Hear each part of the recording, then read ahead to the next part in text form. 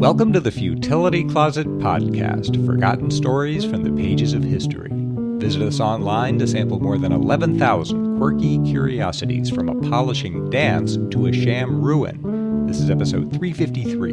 I'm Greg Ross. And I'm Sharon Ross. This is another special episode of Lateral Thinking Puzzles, where one of us will describe a strange-sounding situation and the other has to try to work out what's going on by asking yes or no questions. Thanks very much to everyone who's been sending in puzzles for us to try. We can always use more, so please keep sending them to podcast@futilitycloset.com. And we'll be back next week with another dose of quirky history and another lateral thinking puzzle.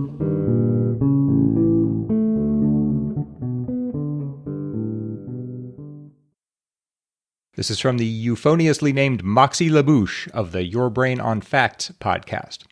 A couple is hiking in the mountains. They're not super outdoorsy and they become lost, unable to tell which way is which. They don't have a compass. The sky is solidly overcast, so they can't see the sun. There is no obvious moss on the north side of the trees. They spot a cabin across the valley. The man looks at the cabin through his binoculars, then confidently declares that he knows which way to go, and he's right. How did he know? Does this have something to do with snow? No. Oh, I was thinking like the snow might be melted in one part of the roof or on one part of the cabin, so that meant the sun had been hitting it, whatever. Okay. He looks at the cabin. Does he see anything? Okay, I'm assuming he sees something at the cabin or Yes. On the cabin. That's worth checking. Yeah. Does he see something like a sign that says, civilization that way? No. No, he doesn't see a sign. Does he see anything living that's germane? No. So he sees a cabin. By a cabin, do you mean like a small dwelling that people could live in? So we've already done this one. I know. We did this. I was so stuck on that it wasn't the same kind of cabin I was thinking. That was years ago. It's what you're thinking. Okay. See, I learned my lesson. Ask what kind of cabin it It'd be is. funny if it was exactly this puzzle. Okay. Okay, does he see something other than something that's in or on the cabin? No. Okay. So by seeing something, does something about the cabin indicate to him some kind of geopolitical boundary? Like No. he can tell that he's on a border and he's that side of the border or the other side of the border. They've No. got like a flag or something, But he does see something in or on the cabin. Yes. Yes. That something that tells him a direction, like which way is north or east or west? Yes. Okay. Rather than something that tells him this side is France and this side is a different country or something, right? Correct. More that he knows the direction. By looking at the cabin, and just the cabin, there's not like water flowing or That's something right. else that he sees. Now, what could you see on a cabin? Do they have a weather vane? No, that doesn't make sense. No, but Oh, something that indicates the direction the wind is blowing? No. But something that indicates the direction of the sun. Like they have a sundial, and he can see where they've positioned it. no, these are excellent guesses, but no, that's not it. Is it so? Okay. Is it something that indicates, in general, the position of the sun, even if it's not a sundial? No. Something that indicates something about wind. No. They can see something that indicates the direction of travel. Like they can see where the occupant of the cabin tends to go. No. And figure the occupant of the cabin tends to go to town, right? So, like, you follow the track. No, that's not it. Okay. They see something about the cabin that tells them which direction. Is it a specific direction? Something about the cabin tells them north versus east versus west? Yeah, and I'll just tell you, it's south. He looks at the cabin through the binoculars and is able to say correctly that a certain direction is south. South. Does he see plants that are growing? Plants that need southern exposures? No. He can tell what direction south is. Is it by the way the cabin is oriented in general? No. So he sees, would you say he sees a particular object? Yes. He sees a particular object that is physically on the cabin, Yes. not just near it. That's right. He sees a particular object that is physically on the cabin, and it doesn't involve anything living. That's correct. Including plants or anything. It's a piece of technology. that's oriented to the south. Like a dish to pick up TV reception or something? You get like 50% of the way there, and then you just leap from 50 to 100. Like, often than not. But I never know. I guess all these things, and they're all wrong. You didn't creep up to that by degrees. You just jumped on it. Yes, the answer is the man saw a satellite dish on the roof of the cabin, and he knew that all satellite dishes in their region face south. Oh, I see. I didn't even know. See, that wouldn't have helped me. Like, I didn't know all satellite dishes face a particular way. I was ready to give you a hint. I don't know if Moxie intended this, but she mentions that there wasn't moss on the north side of the trees, which would only happen in the northern hemisphere, which is where the satellite dish is. I don't know if that was like a really subtle hint, but I was going to offer it if you needed one, but of course you didn't. No, that wouldn't have helped me, I don't think.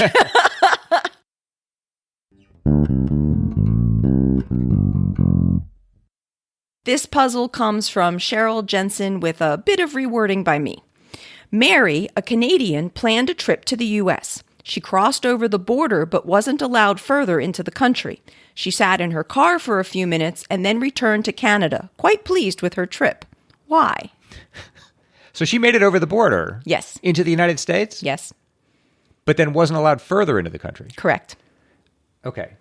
Does this have to do with some quirk of the U.S.-Canada border? No.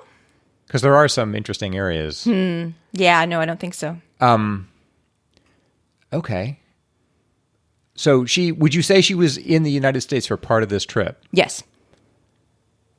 Well, why would they let you cross the border? And then I guess that's the puzzle.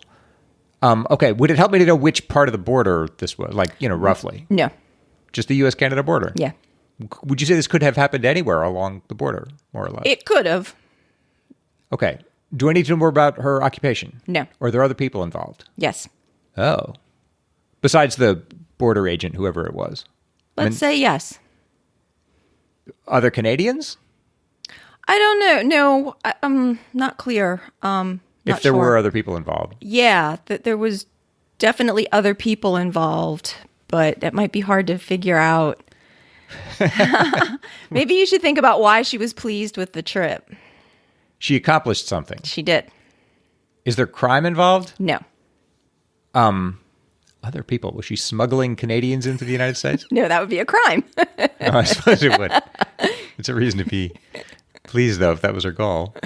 All right. Why was she pleased? She had some object then. Yes. When she went back to Canada, had she left something or someone in the United States? No. Has she retrieved something from the United States? Brought something with her? I wouldn't say that exactly. This is an odd question. Was she pregnant? No.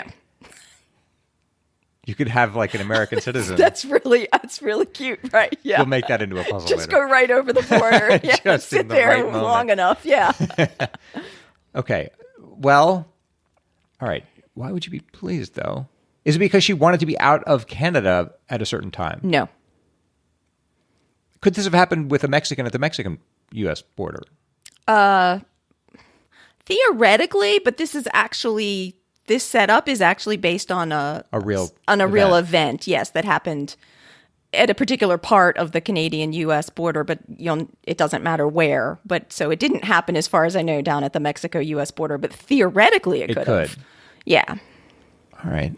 Well, if she didn't take something or leave something, and she wasn't doing anything nefarious, why else would you be pleased to have done that? Was this a wager or something? No. Did I ask you if the time period's important? You did not, but it is. Is it the modern era in the It is 21st century? Yes. Like today? This recent? was actually a few months ago, and that is relevant. Is the pandemic part of this? Yes. That still doesn't somehow shed any light on it.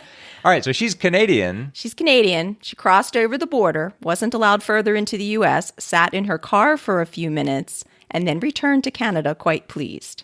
So would she normally have been barred from entering the United States because of COVID restrictions? At the time, the border was closed. Yes. So that's why she wasn't allowed further into the U.S. And she knew that when she left on the trip. She knew she wouldn't get very far into the U.S. But that's okay. But she still accomplished her goal by getting over the border and sitting in her car for a few minutes. Yes. Yes. Okay, I'm still not. Does this have to do with U.S. policy, basically? Is that what she's exploiting? No. As opposed to Canadian? No. Neither. Oh, but you say there are other people involved. I keep coming back to that. Yes, there are other people involved, besides the normal border agents that would be there. And this is true. And this is true. This is based on an event that actually happened. Oh, I'm sorry. You said her occupation is important? No, her occupation is not important, but the pandemic is very relevant. Did she have COVID? No. Why would you cross the border if... I can think of a lot of reasons you'd want to do that, but none of them obtain. Okay, she didn't have COVID. So she crossed the border, something happened that was the object of her trip, and then let's say she sat in her car for 15 minutes after that event, and then went back to Canada. Specifically 15 minutes. Something happened and I'm sure this is obvious, but I'm not thinking of it. 15 minutes. Yes. And this has to do with COVID. Yes. When have you had to sit for 15 minutes exactly? After getting the vaccine. Yep.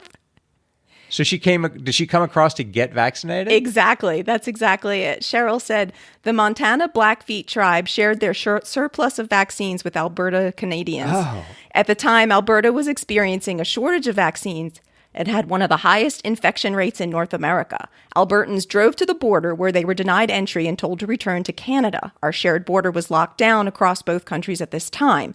At the turnaround area, healthcare workers collected passports and administered the vaccine to everyone in the vehicle. After parking for 15 minutes in case of a bad reaction, the passport was returned and the newly vaccinated person returned to Canada. Wow, I didn't know about that. Yeah, I didn't know about that either. This is from listener Theodore Warner. Why can't you read the collected works of Margaret Atwood? Why can't I personally, but other people can? No one can. No one can read the collected works of Margaret Atwood. Is because some of them are missing? No. It's because nobody's collected them. Entirely valid guess. No, that's not it. Nobody can read the collected works of Margaret Atwood. Are some of the works like, I don't know the right word, they've been recalled and they're not going to be republished again until a certain time or something? So like some of them are just not available currently. Those are two questions. Those are two questions. Two different questions. Two different questions.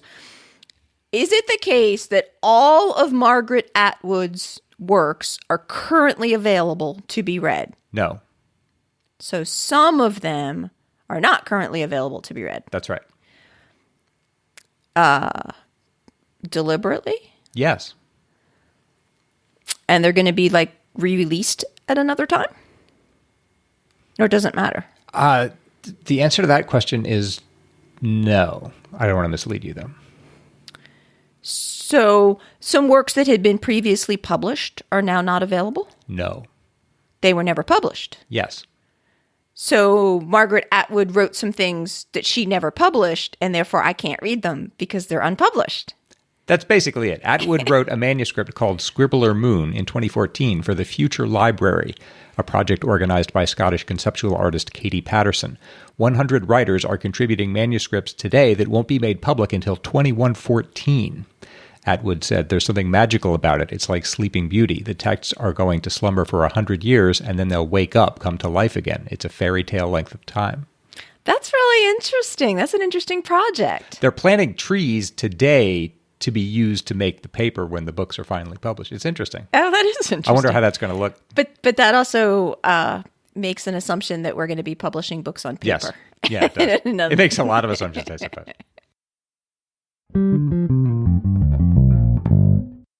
This puzzle comes from David Morgan, who thought I should give it to Greg. And a shout out to his 1-year-old son, Reese, who has apparently been making it a bit difficult for David to manage to listen to podcasts. So we just have to hope that David does get the chance to actually hear his puzzle on the show. And David's puzzle is, there are many books on my shelf. Most of them require the use of 2 bookmarks to read. One bookmark is moved more frequently than the other. Why 2? That's interesting. So you say that's within one book? Yes. Each book has 2 bookmarks, one of which moves faster than the other. Yes. Moves more frequently than the other. Is the fact that he has a kid a clue? No. All right. The fact that there are 2 bookmarks, does that imply that there are 2 people making their way through this book? Let's say there's just one book. Can I Okay. We'll pick one book off his shelf. There's one book on the bookshelf that has 2 bookmarks. Yes. One is updated more frequently than the other. Okay. Sorry, what was your answer? Does that mean that 2 people are reading it? No. Let's say David's the only one who reads this book ever. All right. So he's so it sounds like I need to know more about the book. Like this isn't just any book like a novel or something, is it? Correct. It's something specific. Would you call it like a reference book? Sure. Is he reading it straight through from front to back? Let's assume he is. Okay. So I guess I should ask, are the bookmarks being used the way people usually use bookmarks to mark a place in a book that you're... I think so. Okay. Is he translating the book? No. All right. So do both bookmarks mark progress through the book in some way? Let's say yes. Is at least one of them the fact that he's just reading it the way I would read a book from Yes. the start to the end? Yes. What does he use the second bookmark for? Is the second bookmark reliably lagging behind the first, would you say? What do you mean by lagging behind? Is the more frequently one bookmark represents reading the book the way I would read it. Yes. Then there's the other one. Okay. Is the other one always to be found at a page that's earlier in the book than the... No. Does it always come later in the book? Yes. And that's the one that's updated more frequently? Yes. Okay. So one, he's just reading the book normally. Yes. And the other one is actually ahead of that, like further even into the book. Yes. Than that one. Yes. And is updated more frequently. Yes. Why would you do that? Yeah. And I guess because these are reference books, he thought I should give it to you. Because this would be specifically like nonfiction or reference books. This wouldn't happen in a novel, I don't think. Is it more specific even than that? Do I need to know like the topic or something? No. I keep thinking of translations like he's doing some other task. No. Let's just say he's just reading the book and not doing anything else but trying to read this book. This nonfiction book. And it's not setting like reading goals like I want to reach this bookmark in my next session. Right. Now, when you said one of the bookmarks would be further ahead in the book than the other, that's important. So, but that's confusing because it marks a point in the book that he hasn't reached yet. He has. He has reached it, but not in reading conventionally. Let's say he has in reading it conventionally, how the book's author might intend for you to read it. But it's always going to be further ahead in the book. Significantly further ahead in the book. Well, but that doesn't... I keep calling him first and second. Okay. The one bookmark that's used conventionally marks his progress through the book. Yes. So the other one doesn't. In a way it does, but it marks his progress through something else in the book that comes later on. Way later on. The index? No, but that's close. References? Notes? Not exactly. Something like that. Something like that. You would right. What would you find where you'd want a bookmark so you could keep getting back to it quickly? Endnotes? Endnotes, exactly. David says, if his research habits are similar to mine, he'll get the answer right away. The extra bookmark is needed to find endnotes easily. Endnotes generally take up fewer pages, so I wind up moving the second one several times in a chapter. That's a good method because he's right. That's maddening when you're actually trying to do that. So it's a legitimate use for a second bookmark. That's good.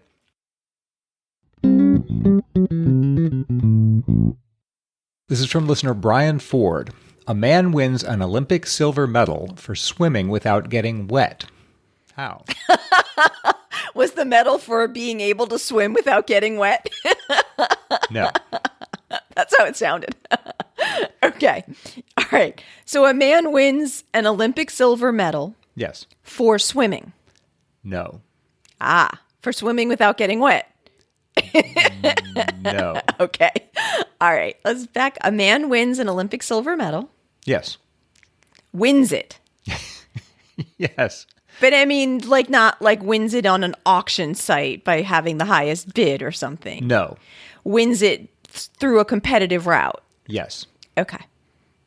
By like a bet or something? No. Okay. Did he participate in an Olympic sport? I'll say yes. Did he win the medal for the sport in which he participated? Yes. In the Olympics? Yes. Okay. This is a human being. Yes. Does the man have any characteristics that I need to know about? No. Does it matter what nationality he is or who he was competing for? No. Does it matter which Olympics? No. Well, yes, I'll say yes to that last. Like, so was this was a specific Olympics that, I mean, a specific year? Yes. You don't need the year precisely. But I need to know that this happened at a specific time. In an era. In an era. Was this during a war? No. Was this in the current century? No. Was this in the 20th century? Yes. But not during one of the wars. Was it in a year that the Olympics were actually held? Yes. 1924. 1924 Olympics. He won a silver medal. But that's what's confusing is, okay, would you say that he won a silver medal for a sport other than swimming? Yes. Was he given the wrong medal? No. Oh. I'm always so excited. I think, oh, I got it. It's like, nope, I don't have it. Okay. He won a sport. He won a medal for a sport other than swimming. But you said he won an Olympic medal for swimming in the puzzle setup. That is what I said. That is what you said. So he won a medal for swimming, but he didn't actually swim. Did he swim? Did he swim? No, he didn't. He did not swim. He did not swim. But he won a medal for swimming. Yeah, and that's important. Was he cheating somehow? No. Was there some really strange rule in 1924 that we don't have anymore that he took advantage of or something? Not in that sense, no, but the Olympics were different in that period.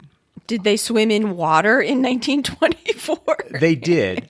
I balked earlier at the word sport. Oh? This was a competition. But not a sport. I don't think most people would call it a sport. Oh, was there some event that they had in 1924 that they don't have anymore? Yes. That you would call a competition but not a sport? Yes. And it's vaguely in the category of swimming? No, it's not. It's not. Okay, would this competition take place on dry land? Yes. But it's somehow connected to swimming? I'm trying to figure out where the swimming comes in. So it's not like water polo or something. No. Is there something called swimming that I'm not familiar with, that I'm not thinking of? Yes, the answer to that is yes. Yes. So there is some competitive game that you can play that you can call swimming that's not you trying to move through water. I wouldn't say that. The swimming that he won for was unique to his effort. So he was competing in an event and did it in an unusual way that sort of looked like swimming or mimicked swimming? No. Swimming was the title of his effort. So it was like dance or something. And he did an entry that was swimming. Close. Something like that? Very close. Gymnastics? No. No, and not dance. Because I'm trying to think of what... and you said this is an event that they don't really have anymore. So this is something that they did in 1924 that he would have done on land, and he could have titled it swimming. Yeah, this was a competition that they don't have anymore. Is it synchronized anything? No. So he would have done it by himself? Yes. Not as part of a group or a team? Right. You weren't far with dance. It was more creative or artistic than sporting. Figure skating? No, because that is a sport, and they still have figure skating. And you don't do that on dry land either. So swimming was the title of an artwork that he created. That somehow was appropriate at the Olympics. Yes, back then. It's like live sculptures or... Basically, yeah, you're close enough. Art competitions formed part of the modern Olympic Games during its early years from 1912 to 1948. There were categories for architecture, literature, music, painting, and sculpture. Really? They had this at the Olympics? Yeah, it was an Olympic event, a series of them. In 1924, the Irish painter Jack B. Yeats won the silver medal in the mixed painting class for a work entitled Swimming. So he won Olympic silver medal for swimming without getting wet. Bryan says that, strictly speaking, the title is The Liffey Swim, but it appears in the Olympic records as Swimming. Oh, my. Okay, see, I don't think I really ever would have guessed that. I don't think I could have figured out that art used to be part of the Olympics. No, it's amazing that it was. Oh, wow. Incidentally, Yeats' brother, the poet William Butler Yeats, had won the Nobel Prize for Literature just a year earlier in 1923. Eee. Thanks, Bryan. This puzzle comes from John Rusk in Wellington, New Zealand, who says, here's a lateral thinking puzzle based on a real-life situation. For years, city workers never mowed one patch of grass. Now, thanks to their colleagues in another city department, they do. Why? Thanks to their colleagues. Mm-hmm. In another city department, meaning Yes. another department in the same city. Yes. This is in New Zealand? Yes. Not that it matters. Can't imagine that matters. Okay, they didn't mow one patch of grass. Right. When you say thanks to, does that mean the other department requested this, I guess? No. Stopped preventing it? No. Thanks to. I'm having trouble with the thanks to. It could have been reworded due to their colleagues in another department. Okay. Not mowing. Was it not mown because it was not accessible before? That's not correct. Is it because of its location? Let's start with that. No. No. Correct. There goes a whole bunch of theories. Because of some, obviously, because of some prohibition, like they just weren't permitted to do it. No. It's because it didn't need mowing. Correct. But it wasn't bare earth. It was a patch of grass. Yes. That didn't grow. Yes. For some period of time. Was it Well, dead? I wouldn't say it didn't grow. I'm sorry. Didn't need mowing. Didn't need mowing. Yes. But did grow, perhaps. Presumably. Yeah. It wasn't dead. It wasn't dead grass. So was it just luxuriating, just growing to some length? It must have been.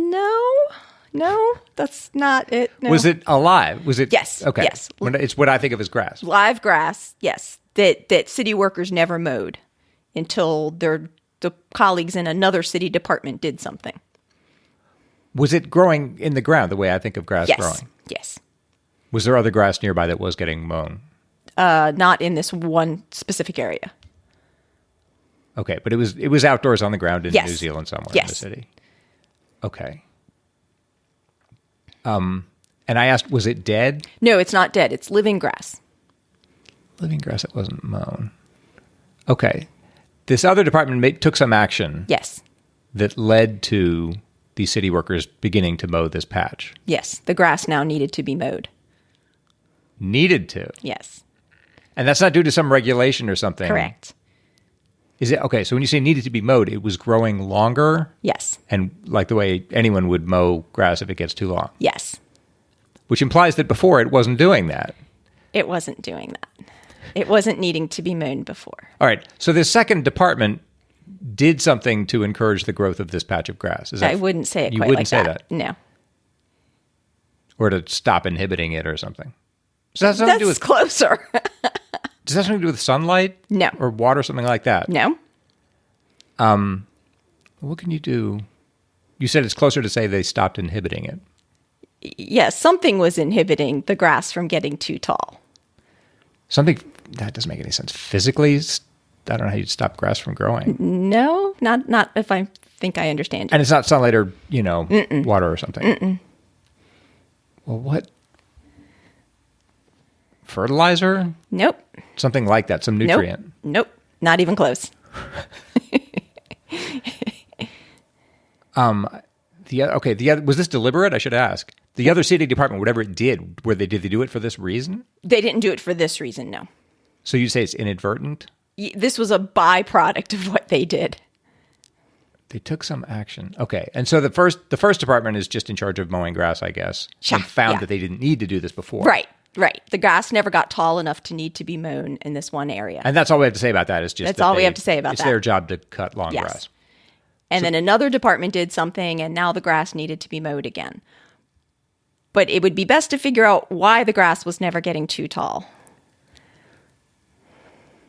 What stops grass from growing? It's not that something actually stops the grass from growing, but what else would, I don't know, decrease the length of grass?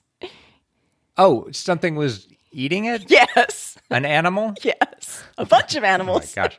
So there were like, I'm making this up, sheep or something on that area. They were keeping it short. It was rabbits, actually. And they moved the rabbits away? No. Even they killed sadder, them. they killed the rabbits, yes. John says the patch of grass was populated by a colony of rabbits. The rabbits kept the grass short by eating it, so it never needed to be mowed. Until that is, the rabbits were poisoned by the pest control department. Ah. And he adds, this is based on a real-life patch of grass. It's on a wide median strip between two lanes of a highway. There are shrubs for cover and apparently some nice dirt for burrowing. I'm not sure it really never needed to be mown, but it was certainly always very short until they killed the rabbits. Nobody died except quite a lot of rabbits. And John sent a link to a satellite map of the area if anyone wants to see where the rabbits had been that we'll have in the show notes. Futility Closet is supported entirely by our incredible listeners. If you'd like to contribute to our celebration of the quirky and the curious, please check out our Patreon page at patreon.com/futilitycloset or see the support us section of the website at futilitycloset.com.